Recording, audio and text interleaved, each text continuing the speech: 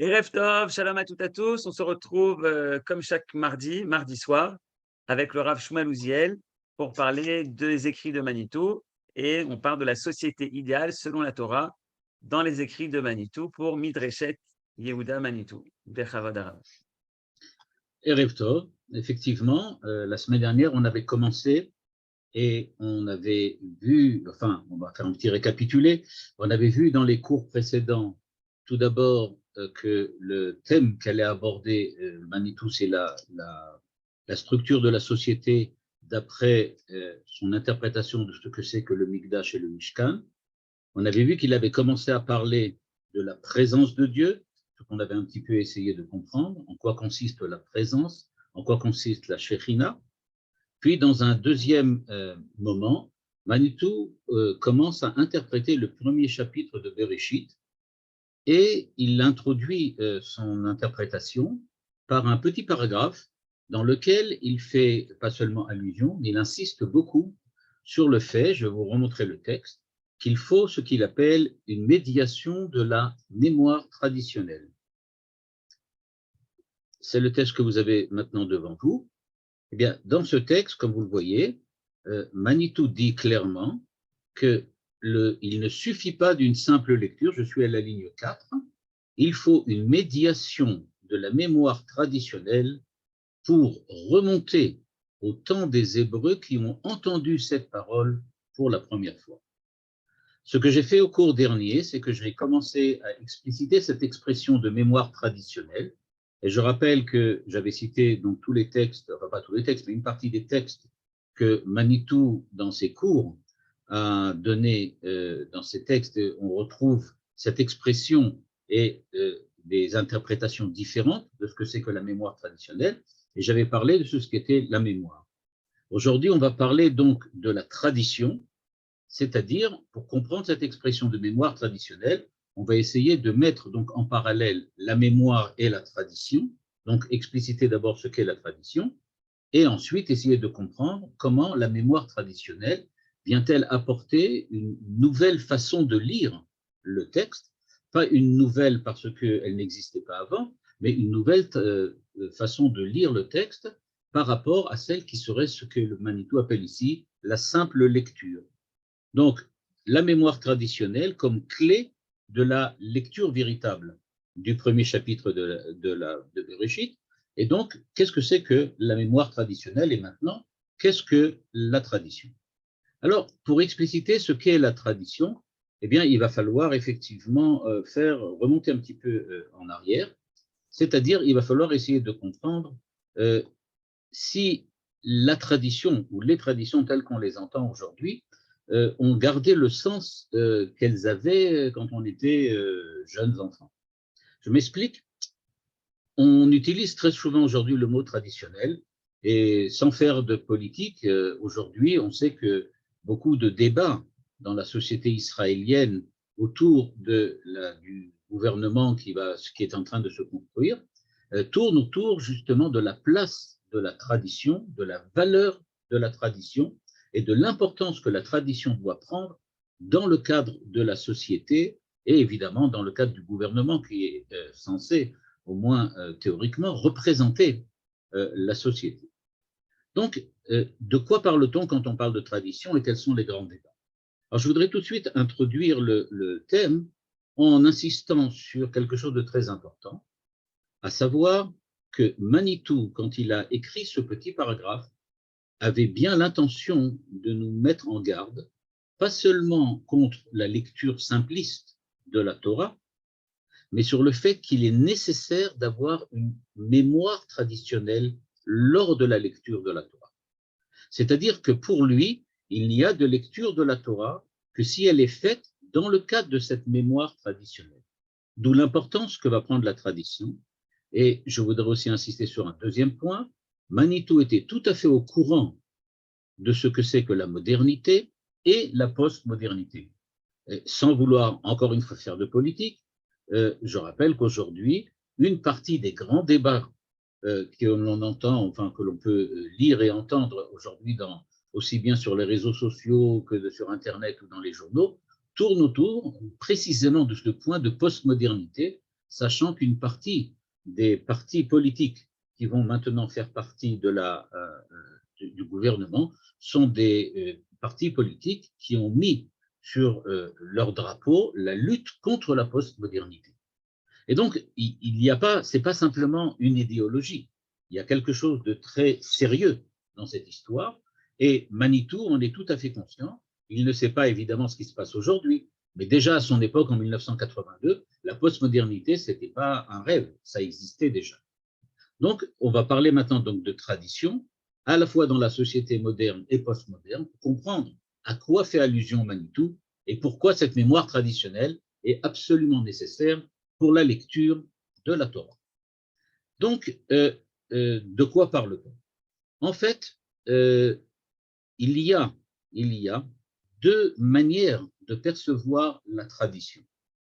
J'aurais appelé cela de la façon suivante, une tradition au passé et une tradition au présent. Je vais expliquer les deux et ensuite je montrerai qu'est-ce que c'est que la mémoire traditionnelle de Manitou qui n'est ni l'une ni l'autre. Donc, commençons par parler de la mémoire, ou plutôt de la mémoire au passé ou de la tradition au passé. Eh bien, si on parle de la mémoire qui circule dans la société et qu'on essaye de la considérer selon la valeur du passé, eh bien, ça veut dire que, en fait, on veut que les sociétés comme les individus se construisent sur une mémoire et un récit du passé. C'est-à-dire que ces gens, ces hommes, cette position qui se veut traditionnaliste, demande à la tradition de servir de base et de fondement à la construction de la société, comme à la construction des individus d'ailleurs, par la suite d'une mémoire qui est devenue un récit. La mémoire, c'est comme un élan du passé qui va donner au présent la forme idéale qu'on attend de lui pour qu'il puisse se projeter dans l'avenir. C'est-à-dire que pour cette position qui considère donc la tradition comme le respect du passé pour l'amener dans le présent afin de pouvoir continuer vers un avenir, la tradition, c'est ce qui doit nous aider à construire notre avenir. Mais nous, dans le présent, on est dans une situation en porte-à-faux, on ne sait pas vraiment quoi faire. D'où l'idée de prendre dans la tradition du passé les éléments qui nous serviront pour ensuite vivre au présent et donc pouvoir nous projeter dans l'avenir. C'est-à-dire que pour cette position, que je vais appeler donc du traditionnel passé, s'il n'y a pas de mémoire, il n'y a pas de récit, il n'y a pas de tradition. Il n'y a donc pas de société et il n'y a donc pas d'évolution vers l'avenir. C'est la position qu'on donne. C'est-à-dire donc que pour pouvoir donner une valeur, un sens au rassemblement de la société, de l'État, de la nation, quelle que soit la valeur et la signification que l'on donne à ces termes, eh bien, pour pouvoir véritablement leur donner un sens, il faut nécessairement l'inscrire dans une continuité. C'est ça l'idée. Nous devons être aujourd'hui dans la continuité du passé. Si nous ne sommes pas dans la continuité du passé, alors on va nulle part. On n'a nulle part où aller. La société, l'homme, prend forme quand il est capable de se regarder lui-même, de se concevoir lui-même au travers d'une grille de lecture qui est la grille temporelle passé, présent, avenir. Ce qui revient à dire que dans cette position, dans cette, peut-être on pourrait même dire, dans cette idée de la tradition, le sujet, nous, alors le sujet ça peut être aussi bien l'homme que la collectivité, et donc qui essaye de comprendre, de réfléchir sur ce qu'elle est, et donc qui veut essayer de faire de l'histoire, elle n'existe en fait, cette société, ou cet homme n'existe que parce qu'il est mémoire. D'où l'importance de la mémoire traditionnelle. Ce n'est pas la position de Manitou. Ce n'est pas la position de Manitou. Mais c'est une position légitime.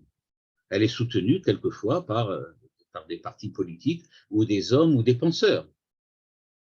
Cette politique ou cette pensée a, c'est vrai, certains défauts dont on parlera plus tard, mais en tout cas, il faut savoir qu'elle peut déboucher sur ce qu'on appelle le fondamentalisme. C'est-à-dire qu'à partir du moment où je me réfère au passé comme grille de lecture du présent afin de me projeter dans l'avenir, je peux en arriver à une espèce de sacralisation de l'origine. Ce qui était à l'origine est quelque chose qui ne doit pas être touché, ne doit pas être changé, ne doit pas être profané. Ce qui existait dans le passé par le passé, eh bien, est quelque chose de définitif. Quand ça tombe dans le fondamentalisme, on arrive à ce moment-là à une troisième position, qui n'est plus simplement la tradition du passé, qui n'est déjà plus le fondamentalisme et qui devient franchement une histoire figée absolument dans le passé, à savoir histoire ancrée dans le passé qui refuse l'idée même du futur. C'est-à-dire qu'il faut voir que dans certains fondamentalismes extrémistes, on va retrouver cette sacralisation de la tradition du passé qui va nous amener à vouloir répéter le passé. Le futur devant, chas v'shalom, surtout pas provoquer un changement quelconque. Ce qu'il faut, c'est rester dans le passé, rétablir le passé, répéter ce qui a déjà existé. Et encore une fois, j'ai dit ça, c'est un peu la dérive fondamentaliste de cette idée de la tradition passée. Il faut savoir que maintenant, au niveau des sciences humaines, cette idée-là de la tradition, cette définition de la tradition, elle existe chez, par exemple, quelqu'un comme Émile Durkheim, c'est-à-dire un des plus grands sociologues français. On la retrouve aussi dans la pensée romantique, chez certains communautaires comme Charles Taylor.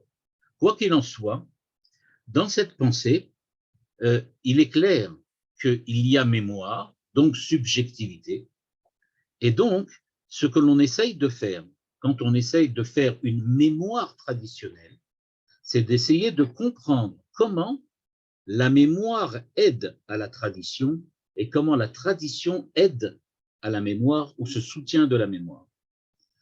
En fait, dans ce cadre-là de la tradition passée, on essaye de construire une société, on se construit, on se reconstruit.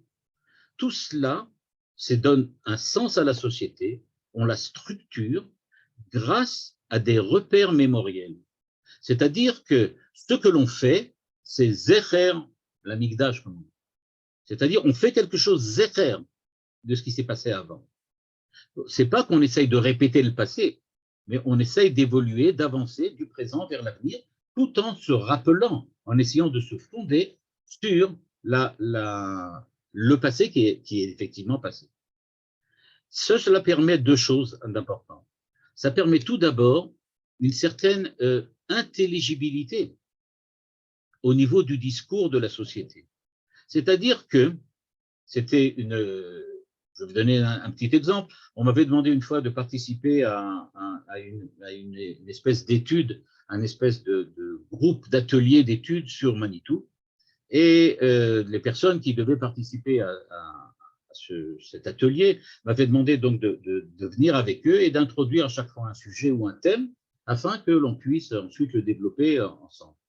Et je sais qu'à l'époque, dans la première réunion qu'on a eue, je leur ai demandé, pour parler de Manitou, il faut une certaine intelligibilité. C'est-à-dire, il faut parler français, c'est le minimum. C'est-à-dire que si on parle français, alors on comprend ce que Manitou veut dire. Et j'ai demandé aux participants si quelqu'un d'entre vous parlait français. Aucun ne parlait français. Je leur ai dit, je ne sais pas très bien comment on va pouvoir parler ensemble. C'est ça la tradition, dans cette vision de la tradition du passé. Il faut qu'on ait tous un même, j'aurais pu dire comme ça, un même espace d'intelligibilité, une même lisibilité, on pourrait dire. Il faut savoir lire de la même manière. Il faut savoir parler de la même manière. Il faut un langage. C'est ça ce qu'on recherche dans cette tradition du passé.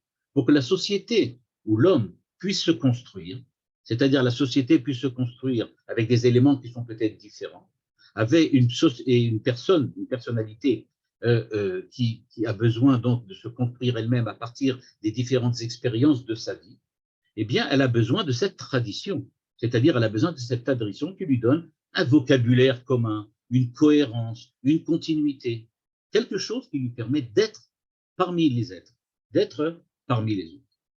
Donc, c'est ce qu'on appelle la tradition passée. Ce n'est pas exactement de ça dont parle Manitou, parce qu'il parle de mémoire traditionnelle. Donc, ce n'est pas de cette tradition-là qu'il parle. Je voudrais rajouter juste encore un petit point très important. Dans nos sociétés, aujourd'hui, hyper modernes, ce que l'on appelle l'hypermodernisme, ou ce qu'on appelle aussi le postmodernisme, eh bien, les gens sont devenus individualistes au point qu'on pourrait même les définir comme des hyper-individualistes. On est dans une société qui est hyper-individualiste. Or, nous dit Manitou, on va le voir tout de suite, les hyper-individualistes ont un problème, c'est qu'ils sont tout seuls.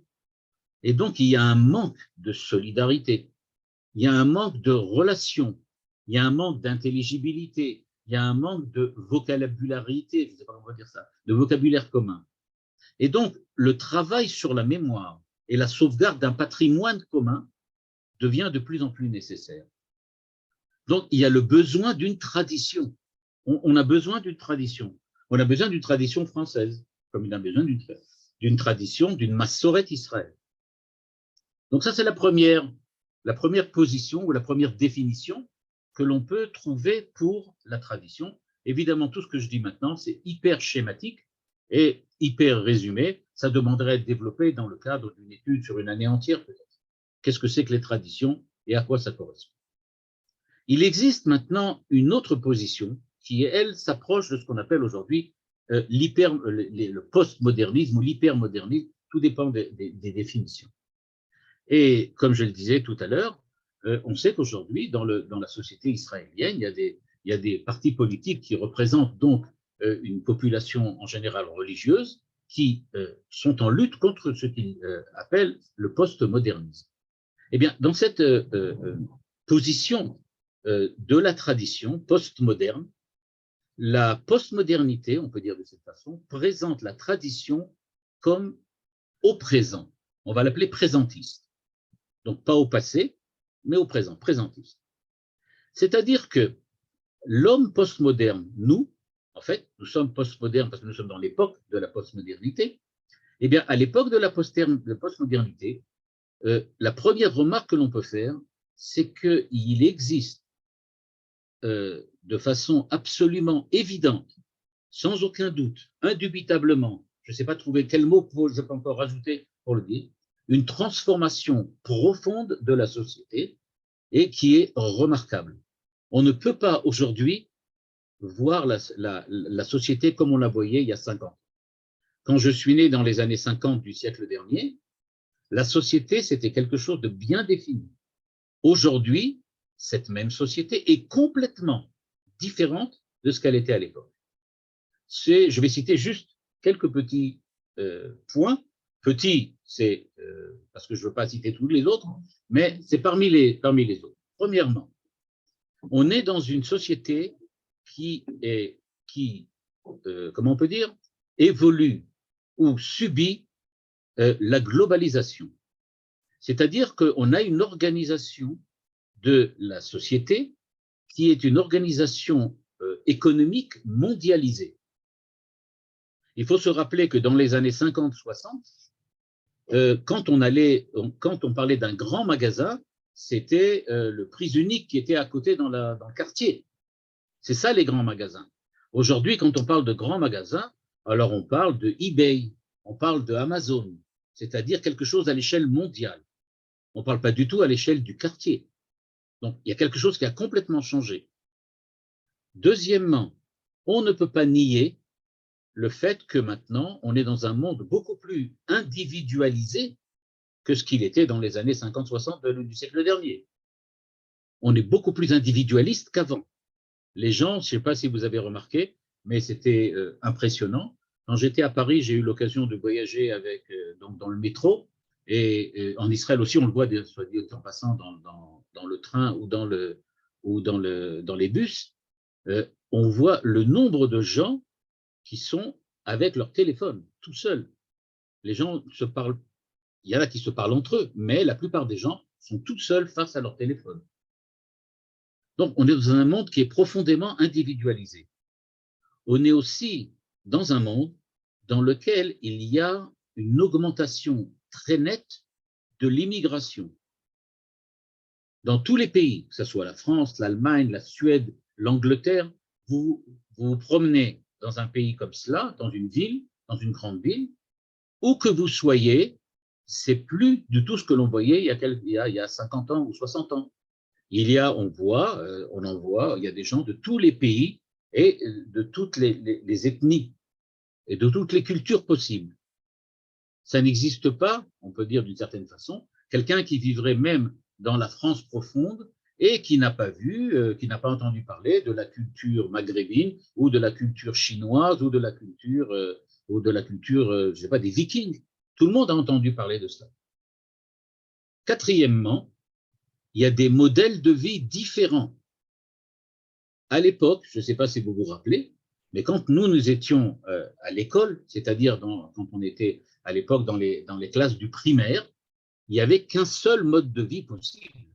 On étudiait, on allait faire une carrière, on allait devenir quelqu'un qui va devenir cadre supérieur ou tout ce qu'on veut, cadre moyen, et qui allait travailler dans une société pour gagner sa vie, etc. Il n'y avait pas d'autre mode de vie possible. Avec l'arrivée des hippies dans les années 60, ça a brusquement changé, et aujourd'hui, il n'y a absolument aucun modèle de vie fixe. On ne peut pas parler véritablement d'un certain modèle de vie. Il y en a plusieurs, parallèlement. Cinquièmement, il y a un esprit de révolte contre l'autorité institutionnelle. C'est vrai. Ça ne veut pas dire qu'on se révolte tout le temps, mais c'est vrai. On refuse l'autorité institutionnelle. Pourquoi? Parce que ça gêne la liberté individuelle. Ma liberté est limitée par les règles de l'autorité institutionnelle.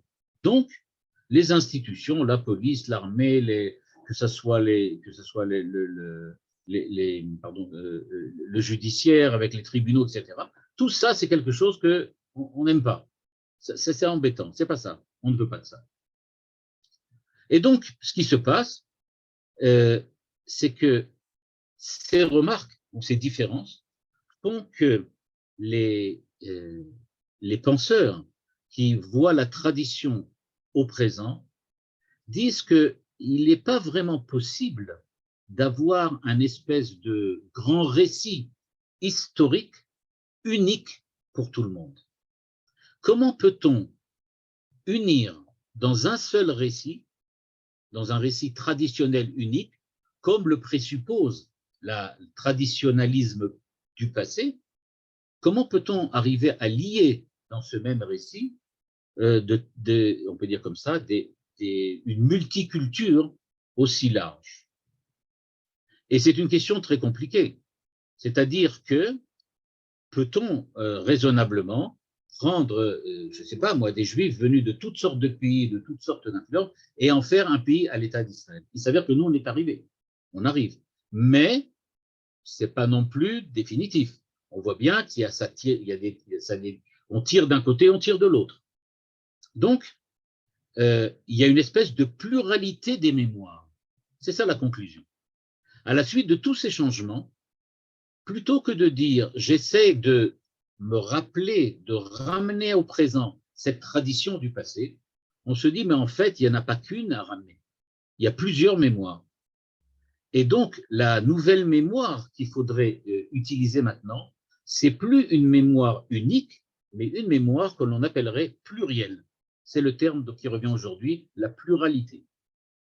Et donc, cette nouvelle mémoire, non seulement elle est plurielle, parce que je vois bien que la société a changé, je vois bien qu'il existe maintenant différentes façons d'aborder la culture et l'histoire et la mémoire, mais de plus, et ça c'est le travail de Derrida, dont j'ai parlé la semaine dernière, de Deleuze, de Foucault, qui sont venus et qui ont dit non seulement la mémoire est plurielle, mais elle est aussi critique, à savoir que à la fois Derrida, Deleuze et Foucault et encore d'autres, ce que les Américains, c'est intéressant, appellent les French Theories, c'est-à-dire quelque chose qui vient des penseurs français. Ce sont des penseurs qui disent que quoi qu'on essaye de faire en se rapportant, en se référant à la tradition, il faut savoir que les traditions sont nécessairement liées à des problèmes politiques et à des problèmes de prise de pouvoir. C'est-à-dire que Derrida, Deleuze et Foucault disaient en fait que toutes les traditions sont porteuses d'idéologies dominatrices. Toutes les traditions. Pourquoi? Parce qu'elles essayent de prendre place pour, on va dire comme ça, conquérir la société. Et donc, la société en tant qu'institution est une menace. Elle est oppressante. Et donc, parler de culture sociétale, de culture commune, c'est toujours du point de vue de celui qui domine et qui impose sa société, sa culture, sa tradition. On en avait parlé. Et donc, de ce point de vue-là, quand on avait parlé la semaine dernière des manipulations de la mémoire, eh bien, Derrida et Foucault, et Deleuze, pardon, eux, tous les trois, incitent sur le fait qu'il y a nécessairement dans notre société aujourd'hui, qui se veut, avant Derrida, donc dans les années 50-60, qui se veut traditionnel, dans cette société traditionnelle du passé, il y a quelque chose de la prise de pouvoir du dominant qui essaye d'imposer sa société. Et donc, cette mémoire critique doit donc être critique de la mémoire. C'est ça ce que ça veut dire. Et donc, c'est ce que nous proposait donc Derrida et les autres, en disant que la pensée postmoderne va donc réfuter et refuser toute position de surplomb, quelqu'un qui se mettrait au-dessus, et donc primauté de la raison des modernes. Ou pas. Elle est donc, comment on appellerait ça, déconstructive. C'est-à-dire qu'elle essaye de quelqu'un dit que le son est entrecoupé. Est-ce que c'est le cas pour tout le monde? Non. Non, alors c'est peut-être vous d'un problème dans votre haut-parleur. Et donc, ce qui se passe, c'est donc que là, on essaye de déconstruire, c'est-à-dire on essaye de redonner la vérité des choses, de ramener à la vérité des choses, en montrant qu'en fait, la tradition qui se veut tradition traditionnelle, elle est en fait, elle se met au service d'une idéologie politique et d'une idéologie dominatrice. Le but de l'action de l'individu va donc de s'émanciper. La mémoire est toujours une mémoire victimisée, c'est-à-dire que les gens se sentent victimes, et donc ce qu'on demande à la société, c'est de nous rendre notre mémoire qui a été volée par l'oppresseur, le bourreau, le dominateur, etc., etc., etc. OK. Pourquoi ces deux positions sont insoutenables et Manitou ne les soutient pas? Vous allez voir tout de suite ce que Manitou pense. Pourquoi ces deux positions sont insoutenables? Qu'est-ce qu'elles ont de problème? La première, c'est-à-dire la première qui est donc la pensée traditionnelle du passé, elle oublie de penser qu'il y a des changements. C'est un fait. Il y a de nouvelles réalités, l'histoire ne se fige pas, les sociétés changent, et donc la tradition ne peut pas être la répétition d'un passé. Il ne peut pas être l'avènement d'un passé. Quand Manitou nous dit il faut retourner en arrière et écouter ce que Dieu a dit, il ne dit pas que jusqu'à présent, personne ne l'a fait. Mais il veut dire que la lecture de la Torah ne doit pas se confiner dans la répétition de ce qui a été dit par le passé. L'étude de la Torah chez Béal Pé, ce n'est pas la répétition de la Torah chez Birtav, c'est l'écoute de ce qu'il y avait au passé pour l'utiliser au présent, mais pas le répéter au présent. Or, la position première qu'on a vue, celle de la tradition passéiste, on va dire comme ça, et bien cette tradition passéiste, elle a une tendance à répéter ce qu'il y avait au passé. Or, Manitou n'est pas du tout d'accord. Il dit qu'il faut retourner écouter. Je vais écouter comment ça a été dit et on va voir ce que ça veut dire. Ça voudrait dire, par exemple, qu'aujourd'hui, il faut tenir compte du fait qu'il y a des minorités qui méritent considération, que les revendications des femmes, c'est quelque chose qui a une valeur, etc., etc., etc. Donc, il faut bien comprendre qu'on ne veut pas abolir la mémoire traditionnelle. On ne veut pas abolir la tradition. Ou c'est pas non plus qu'on veut abolir toute tradition. C'est pas du tout le cas. Mais il faut un récit traditionnel qui ne soit pas simplement la répétition du passé. Ça, c'est la critique, j'aurais pu dire plutôt fondamentale, et je pourrais peut-être amener la prochaine fois, si vraiment c'est important, des textes de Manitou qui le soulignent, mais Manitou revient très souvent à cela. Répéter le passé simplement pour le répéter, ça ne veut pas dire qu'on a étudié la Torah comme il faut. Étudier la Torah, ça veut dire faire un chidouche, un renouvellement de sens, un renouveau de signification. Il doit y avoir un renouveau là-dedans. Sans cela, ça fonctionne. Donc, la mémoire traditionnelle, c'est pas se rappeler le passé et répéter. La seconde, elle a un autre problème. Cette pensée postmoderne, ou j'aurais pu dire cette tradition présentiste, tradition au présent. Le problème, c'est qu'elle oublie qu'il y a une société, tout simplement. Le problème de la postmodernité, c'est qu'elle ne tient pas compte du tout du fait qu'il y a une société. C'est-à-dire qu'elle s'interdit, par le fait même de penser la dimension culturelle, le fait qu'il y a un rapport et une relation avec les autres. La société, ce n'est pas seulement un rapport de pouvoir, ce n'est pas simplement des dominants et des dominés, c'est d'abord et surtout une relation entre les hommes. Or, cette position postmoderne, fortement individualiste, qui considère que toute société, c'est l'oppression du faible par le fort, oublie que tout simplement la société au départ, c'est des gens qui vivent ensemble. C'est un vivre ensemble. Et ce vécu ensemble n'apparaît absolument pas dans leur vision de la tradition. Pour eux, la tradition, ça doit être chacun sa tradition. Je suis là, on est un petit groupe minoritaire, alors ça y est, on a notre tradition à nous, et alors on l'impose. Or, la critique qu'on peut faire à cette position, c'est que dans cette position, les groupes minoritaires revendiquent une place au sein de la société et au sein de la tradition de la société. Mais ils le font en tant que victimes, c'est-à-dire qu'ils recommandent l'effacement total de la tradition de la société. D'où leur problème. C'est-à-dire qu'en fait, qu'est-ce qu'ils demandent? Ils demandent qu'on respecte leur minorité en anéantissant toute la société qui les absorbe. C'est ça le problème. Donc, ils disent, puisque nous sommes minorité, nous avons un droit, le droit d'avoir un récit personnel. Eh bien, ce récit personnel recommande d'effacer tous les autres récits. Tout le problème qu'ont ces positions. Donc, en fait, ce que va nous proposer Manitou, c'est qu'il va donc falloir tenir les deux bouts, mémoire et tradition, il va falloir les tenir à la fois, à savoir que la mémoire doit permettre de faire une société tout en s'accommodant et en respectant un pluralisme, une certaine forme de pluralisme. Mais ce pluralisme, il va être interprétatif, c'est-à-dire qu'il va être un pérouche, il va être un commentaire. La Torah chez Béal Pé. La Torah chez Béal Pé, c'est un pérouche, c'est-à-dire que la Torah chez Béal Pé, elle interprète le passé. Elle ne met pas en cause l'existence de la tradition, elle ne remet pas en cause la Torah chez Birtav. Mais qu'est-ce qu'elle fait?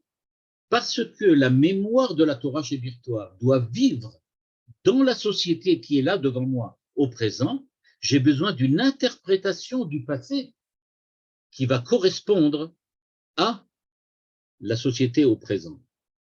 Et donc, il s'agit de comprendre la mémoire elle-même comme une tradition, mais vivante, C'est ça dont parle Manitou.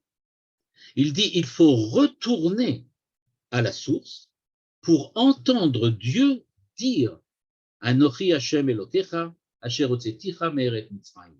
C'est-à-dire que la tradition, elle est vivante, en ce sens qu'il faut la vivre au présent comme elle était vécue au passé.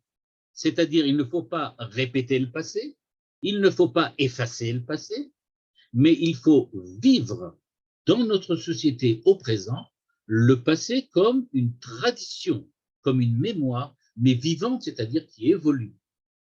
Pas qui efface, pas qui remet en cause ou en question, mais quelqu'un, comme il le dit très bien, d'une très belle manière, en disant je vais réécouter ce que Dieu a à me dire. Je vais réécouter, c'est-à-dire je veux revenir à la source et entendre qu'est-ce que Dieu voulait. Parce que Dieu, quand il s'est adressé aux enfants d'Israël sur le mont Sinaï, il n'a pas parlé que pour eux à l'époque, mais aussi pour nous. Donc je reviens, je me remets en situation, moi aujourd'hui vivant, je me remets en situation et j'essaye d'entendre qu'est-ce que Dieu voulait dire. Qu'est-ce qu'il voulait me dire à moi aujourd'hui, au présent, dans ma société? Quelle est donc, on peut dire comme ça, l'interprétation vivante, la Torah Sheba'al Peh. La Torah Sheba'al Peh, c'est la Torah qui est sur la bouche, celle qui parle tout le temps, celle qui est vivante.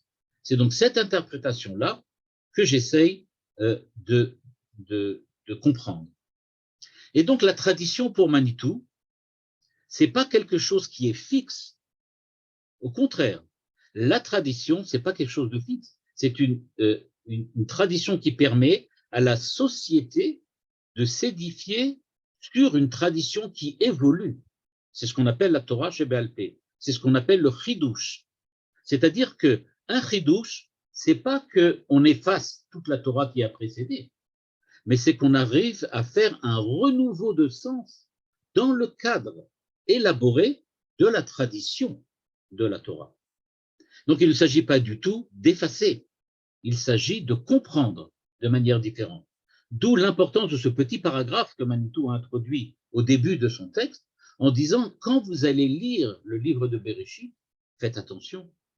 Il ne faut pas lire quelque chose de fixe, il ne s'agit pas de répéter ce qu'il y avait, il s'agit d'entendre ce que Dieu a à nous dire par l'intermédiaire de ce chapitre de Bereshit. Et donc, qui dit tradition, c'est vrai, va dire continuité, mais enrichissement perpétuel, avance constante. Et donc, il n'y a de tradition véritable, dit Manitou, que si elle est vivante. C'est-à-dire que nous ayons une mémoire traditionnelle. La mémoire est liée à la tradition vivante. Cette tradition, elle évolue, elle change, et elle prend la Torah et elle lui donne une interprétation qui est compatible avec les problématiques que j'ai au présent. C'est ce qu'il appelle notamment Torah Avot. Qui sont les Avot, dit Manitou? Les Avot, dans Pirkei Avot par exemple, il dit les Avot, ce sont ceux qui sont capables de récapituler le passé selon la génération présente dans laquelle ils sont. C'est-à-dire qu'ils sont capables de donner aux générations futures une assise, une base culturelle, religieuse, spirituelle, de telle façon qu'ils puissent continuer à évoluer.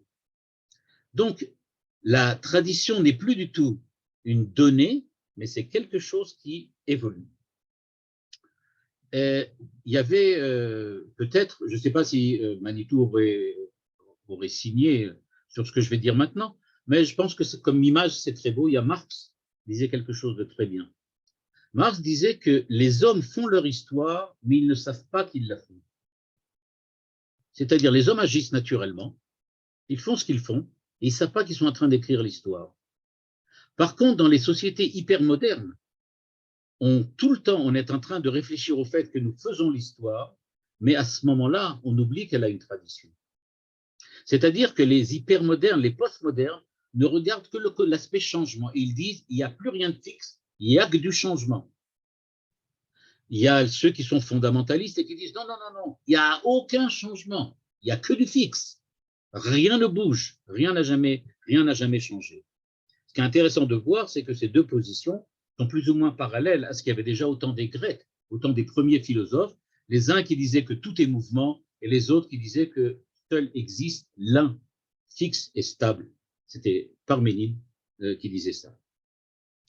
Dans de telles sociétés, évidemment, donc, la mémoire va nécessiter des choix, et donc il va falloir opérer un certain nombre de choix. Je voudrais donner un exemple qui nous concerne tous, parce que c'est un exemple que nous connaissons tous. La Shoah, on peut l'interpréter de deux manières. La manière fondamentaliste ou la manière tradition du passé dit que c'est un événement. C'est un événement. Donc, on remplit des livres très importants, des livres d'érudition, pour comprendre quels sont les faits, qu'est-ce qui s'est passé exactement, comment ça s'est passé, où ça s'est passé, qui étaient les victimes, comment étaient les bourreaux, etc., etc., etc. Il y a une deuxième possibilité de regarder la Shoah d'une façon beaucoup plus postmoderne. Et dans la façon postmoderne, on dit non, en fait, la tradition, c'est chacun qui l'a fait. Il n'y a pas une Shoah, il y a des Shoah. Chacun a sa Shoah. La manière dont je parle de la Shoah, c'est la façon dont j'interprète la Shoah, et donc c'est la façon dont la Shoah est.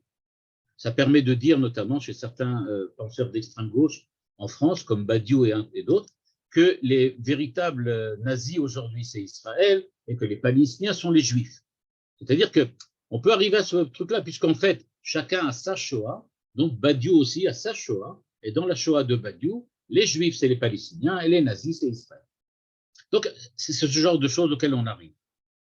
Ce que dit Manitou, il dit non, la Shoah, c'est ni un événement qui est pour les livres d'histoire qu'on va mettre dans des bibliothèques, c'est pas non plus l'espèce de Shoah, on va dire comme ça, dégénérée que l'on trouve chez Badiou et les autres postmodernes, mais c'est un travail de la mémoire sur l'événement Shoah. On n'étudie pas la Shoah pour savoir ce qui s'est passé uniquement, c'est important au niveau historique, mais c'est parce que ça a une résonance sur le présent, parce que ça a une importance sur notre présent au niveau du vécu. C'est une partie d'une tradition vivante qui fait qu'aujourd'hui, je comprends le monde et je me comprends de manière différente parce que il y a eu la Shoah. Et donc, il ne s'agit pas de raconter l'histoire d'un événement, il ne s'agit pas d'inventer une façon d'être, mais il s'agit de redécouvrir comment être dans la tradition de la Shoah, c'est-à-dire comment intégrer la Shoah dans la tradition vivante qui me sert à moi au présent, à me créer en tant que moi-même comme personne vivant dans la tradition, comme partie intégrante dans la société dont la tradition s'appelle la Torah chez Béal. Ok, donc voilà, c'était juste pour clarifier peut-être un petit peu ce que Manitou voulait dire. Et maintenant, on va pouvoir revenir au texte de Manitou et le relire peut-être de manière différente, enfin j'espère, parce que maintenant on a essayé de prendre un peu du recul par rapport à ce texte. Et donc, voilà, je vais remettre donc le texte de Manitou. Et on va continuer, sinon on va dire qu'on fait du surplace. Voilà.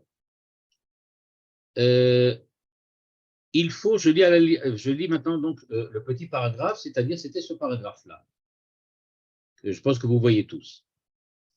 Donc je vais peut-être l'agrandir encore un peu. J'espère que vous le voyez. Ok. Il nous dit, le premier chapitre de la Genèse est un récit qui ne se suffit pas d'une simple lecture. La Torah chez Birtav, mais même la Torah chez Béal Pé, ne se suffit pas d'une simple lecture. C'est-à-dire, ce n'est pas seulement un texte historique qui vient nous enseigner un certain nombre d'événements ou un certain nombre de principes. Il faut une médiation de la mémoire traditionnelle, dont le but est remonter au temps des Hébreux. C'est le côté traditionnel et le côté de la mémoire. Mais la tradition est vivante, donc qui ont entendu cette parole pour la première fois. Et nous sommes séparés de ce temps par plus de 3000 ans de temps culturel. C'est-à-dire que tout ça, ça a évolué. Et quand on est maintenant face à ce texte, on va devoir donc opérer une véritable transformation dans notre façon de lire le texte, dans notre herméneutique, afin de déterminer exactement ce que le texte me dit à moi au présent, moi qui suis vivant au présent et qui veux écouter la parole vivante qui a été exprimé lors de l'intervention de Dieu chez Israël, en Israël. Et il dit, pour comprendre ce qu'il est dit, il faut remonter à ce moment culturel où la Bible parle en hébreu aux Hébreux. C'est donc, dit Manitou, quelque chose qui va nous demander de comprendre les termes mêmes qui sont utilisés dans le texte, c'est-à-dire comprendre ce que le texte veut dire dans sa littéralité, au point de dire. Mais on va devoir le dire, le comprendre selon les conditions et selon le façonnement, comme il va le dire tout de suite, de notre société. On va commencer à voir le texte maintenant. Ce premier chapitre, donc, qu'on a d'habitude de nommer la Genèse, bon, Bereshit, décrit le façonnement du monde une fois créé. C'est très important parce que, et Manitou y insiste très souvent, il dit toujours la création a duré un instant, moins qu'un instant. Donc, quand on parle du premier livre de Bereshit, ce n'est pas la création qui est décrite. La création, c'est l'apparition d'un être autre que Dieu. Ça a duré une fraction de seconde, une fraction d'instant. Et donc, qu'est-ce qui est décrit? Quand on le décrit, le premier jour, il a fait ça, le second, le troisième, le quatrième. Eh bien, ça nous décrit, une fois que le monde a été créé, la formation, le façonnement du monde. Et tout cela est plein d'implications, de problèmes théologiques et d'exégèse. Donc, il le dit bien, c'est un problème de Torah Sheba'al-Peh. Il va falloir maintenant lire ce texte. Et c'est très compliqué, parce que la manière dont Dieu va façonner le monde, c'est en fait la manière dont Dieu attend que nous façonnions la société. C'est la manière dont nous devons créer et construire une société, un État, une nation. Et c'est pour ça qu'il dit qu'il y a un grand problème théologique, comprendre exactement la place de Dieu et la place de l'homme dans les versets qui décrivent leur relation lors du façonnement du monde, et évidemment d'exégèse, savoir lire et comprendre le sens littéral des versets. Dans le récit, ligne 12, dans le récit des 6 jours du commencement, vous voyez, il fait bien attention de dire, pas des 6 jours de la création, parce que la création, encore une fois, c'est un instant infime. Donc, c'est pas ça, on parle du commencement, c'est-à-dire ce qui va être à l'origine de tout. En fait, ce qui est décrit dans le premier livre de Bereshit, c'est aussi bien la création ou le commencement ou le façonnement de l'homme, le façonnement de la société, le façonnement de la religion, etc., etc. Tout se trouve là-bas. Et il dit, dans ce récit, on est tout de suite frappé de voir, je passe à la page suivante, que chaque jour apparaît le même plan, la même structure de l'énoncé du récit. Regardez ce qu'il dit. Ce qui est important, c'est pas seulement ce qui est décrit dans les versets de la Torah, mais la façon dont la Torah décrit cette chose qui est à l'intérieur. On peut dire de cette façon-là, la Torah, c'est une écriture, c'est un récit, c'est un texte, c'est un énoncé. La Torah énonce quelque chose. La façon dont elle énonce les choses, ça nous apprend déjà ce qu'elle attend de ce qui est énoncé. La Torah va parler de la formation du monde. Eh bien, quand la Torah parle de la formation du monde, elle veut parler pas seulement de ce qui s'est passé, mais elle nous le décrit d'une façon qui est importante pour comprendre quels sont les éléments et les événements de la formation qui sont à retenir. Si la Torah utilise une structure identique pour chaque jour, c'est que cette structure a un sens au-delà du récit de la formation du monde, mais que ça a une valeur en tant que telle. C'est ce que souligne ici Manitou. Si la Torah, il va nous l'expliquer, a une structure qui va être tout de suite développée, claire, ça veut dire que cette structure, elle est aussi la structure de beaucoup d'autres choses en dehors de la formation du monde. Et, dit-il, soit, pour mettre en évidence cette structure, le récit de l'œuvre du premier jour. C'est-à-dire, dit-il, je vais prendre le premier jour, Vous allez voir la structure, vérifiez vous-même, vous verrez c'est la même. Chaque jour a la même structure. Donc, je vais commencer à parler. Ligne 5. Il y a d'abord l'énoncé d'un projet. On reviendra là-dessus la semaine prochaine, on n'aura pas le temps aujourd'hui d'en parler, mais l'énoncé d'un projet. Dieu dit qu'il y ait lumière. J'ai un projet, dit Dieu, qu'il y ait de la lumière. Il y a presque une nuance de souhait. C'est très important. Dans un autre cours que j'ai donné il n'y a pas longtemps, j'ai parlé du problème, enfin du thème du désir de Dieu. Ici, Manitou le dit très clairement, il y a une espèce de souhait, il y a un désir, il y a une attente. Dieu a quelque chose, il attend quelque chose de l'homme, une nuance de souhait. Le monde était dans un état d'obscurité après le choc de la création, et un projet est formulé, il faut qu'il y ait de la lumière.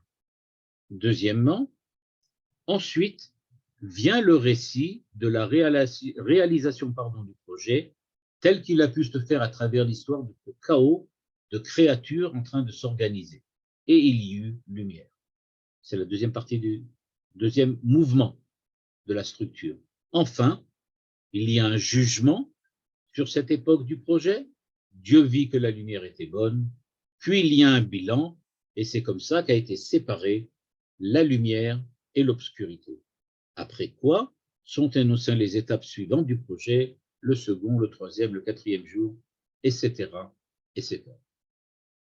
Nous dit Manitou en résumé, le sujet est énoncé, ensuite récit historique, compte rendu de la tentative de la réalisation, ligne 22, jugement, ligne 23, bilan, puis on passe à l'étape suivante. On reviendra la semaine prochaine longuement sur cette structure pour essayer d'en comprendre tous les tenants et les aboutissants, mais en résumé, on peut déjà dire quelque chose. La lecture qu'il nous propose du livre de Bereshit est une lecture qui est, c'est le terme qu'il utilise, une lecture qui est mémoire traditionnelle. Il faut se rappeler selon la tradition, à l'intérieur de la tradition. Parce que le texte tel que vous le voyez maintenant, Vayomer Hashem yehi or, vayi or, Vayomer Hashem, vayar Hashem teor kitov, etc. Eh bien, ce récit, en fait, c'est pas le récit d'un événement historique. On ne nous raconte pas quelque chose. On est en train de nous décrire qu'est-ce que le sens même de la création du monde. Il y a un projet. C'est une notion extrêmement importante. Comme je le dis dans l'autre cours que j'ai donné cette semaine sur le Rabbi de Lubavitch, j'ai montré que chez lui aussi, il y avait cette idée-là qu'il y a un projet. Et s'il y a un projet, ça veut dire que Dieu a une intention. Une intention, c'est avoir une volonté, avoir un désir, avoir une envie.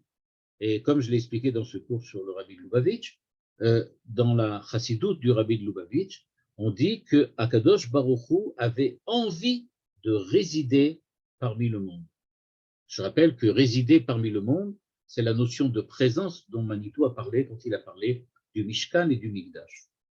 Donc Dieu a des envies. Et comme on le dit avec beaucoup d'humour chez les Lubavitch, dans la chassidoute Lubavitch, et quand quelqu'un a des envies, on ne lui demande pas pourquoi ou comment. Il a envie, c'est comme ça. Et bien là, en fait, nous dit Manitou, et sur ça que je vais terminer maintenant, il y a l'énoncé d'un projet avec une nuance de souhait. C'est ça qui est important à noter au départ. Il dit ça, c'est la mémoire traditionnelle. C'est ça ce que j'entends quand je lis le texte de Bereshit. J'entends pas Dieu a créé la lumière. C'est pas ça ce que veut dire la Torah. La Torah nous dit non, non, non. Il y a un projet, il y a une réalisation, il y a un jugement, il y a un bilan. C'est ça ce qu'on veut nous dire. Alors au niveau du premier jour, c'est sur la lumière. Sur les autres jours, ça sera autre chose. Mais c'est ça ce qu'on veut nous dire. Tout est sous-tendu par cette notion de projet, et c'est cette notion qu'on verra la semaine prochaine dans la suite du texte de Manitou, dans son interprétation du premier chapitre en fait de Bereshit, c'est-à-dire du chapitre qu'on va maintenant étudier.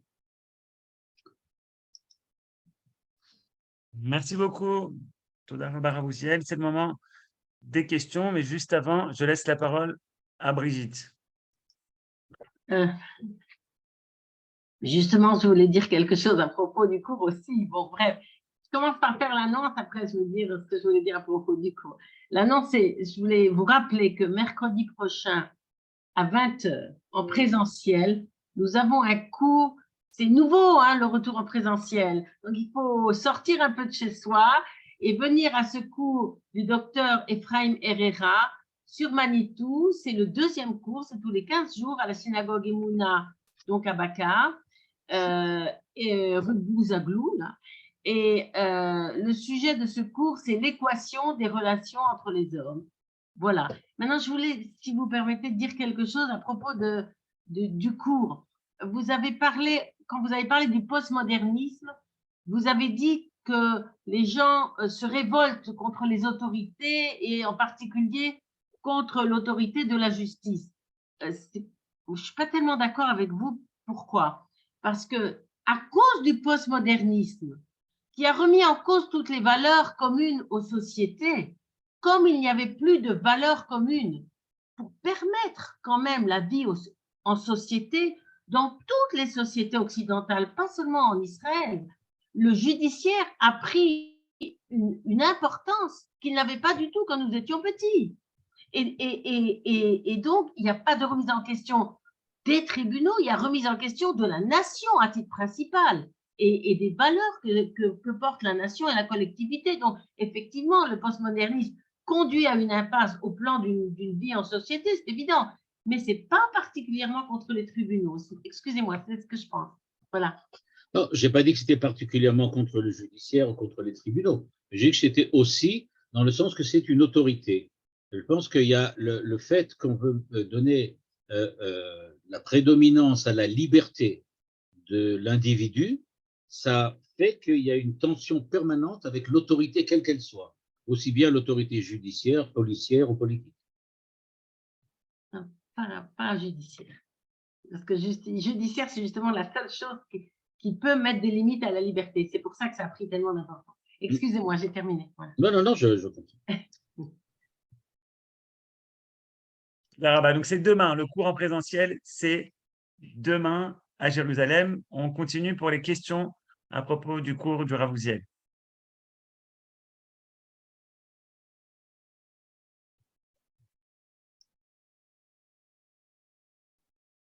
En fait, ce que vous suggérez, c'est de comprendre qu'est-ce que ça veut dire Maché Ira la Avot, Ira la Banim. Pour comprendre ce qui s'est produit avec les Avot, pour pouvoir avancer. Exactement. Oui, si on le comprend, pas au sens littéral. C'est-à-dire, le sens littéral, ça voudrait dire que ça se reproduit exactement. Non, ça veut dire qu'il faut comprendre quelles étaient les problématiques qui se trouvaient face aux Avot, parce que la manière dont les Avot ont résolu les choses peuvent nous servir à nous aussi, pas en les répétant exactement, mais en utilisant les mêmes principes au niveau de notre problématique à nous. Oui, tout à fait. Oui, ben moi je dirais par rapport à ça que s'il y a vraiment quelque chose qu'on doit faire aujourd'hui, au jour d'aujourd'hui, c'est réfléchir au fondement du judaïsme pour voir comment on peut construire un État juif. Parce que personne ne réfléchit là-dessus. C'est vraiment énervant, mais c'est ça qu'il faut faire à mon avis. Voilà. Bon, là, c'est un problème très compliqué, en tout cas pour moi. Un problème très compliqué de savoir qu'est-ce que ça serait aujourd'hui un État juif, c'est-à-dire dans le sens d'un État qui serait Medinat Halacha. Non, je parle pas nécessairement. Le terme Medinat Halacha, c'est pour faire peur aux bourgeois. Je crois qu'il ne faut pas l'utiliser. Il ne faut pas l'utiliser. Moi, ce que j'appelle Medinat Halacha, c'est Medina she'olechet lefi Halacha lefi Torah. C'est-à-dire que mon problème, moi, il reste, est-ce que quelqu'un a une description exacte de quoi il s'agit? Et je ne suis pas sûr. C'est-à-dire que je ne vois pas très bien je ne sais pas si aujourd'hui, dans le monde de la Torah, on a toutes les réponses à toutes les problématiques qui se posent dans notre société aujourd'hui. Bien sûr, personne ne sait. C'est pour ça qu'il faut se mettre au travail. Oui, on est d'accord. Oui. Donc, je dis qu'il n'y a pas donc, comme il n'y a pas vraiment de réponse, je ne sais pas de quoi on parle encore. Je ne sais pas vraiment de quoi on parle. Il faut travailler. Oui, c'est ce que j'avais dit tout à l'heure, c'est un travail entre le rapport entre la mémoire et la tradition. C'est ce que veut dire Manitou, en fait. Il y a une espèce de travail permanent, mais bon, C'est pas évident. תודה רבה. Toda Rabba. Donc, Erev Tov. Merci beaucoup, Erev